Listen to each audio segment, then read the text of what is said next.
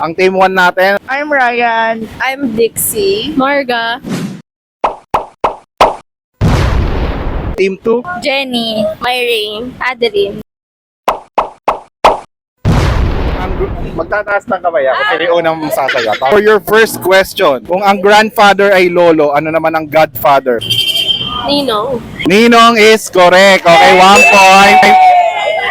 For your second question, ano ang tawag sa shape na merong 5 sides?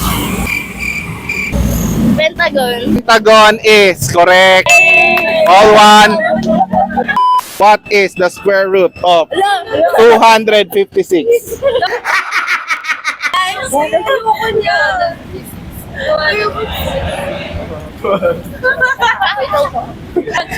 Yun, no? Yun, no? Para si Mami Tunisia. Exactly. Lucy's being effective. 91? 91? 91 is wrong. 13 is wrong. Ang tamang sagot ay 16. What is the oldest city in the Philippines? Cebu City. Cebu City is correct. Ang bright naman neto ni ma'am. Sana all.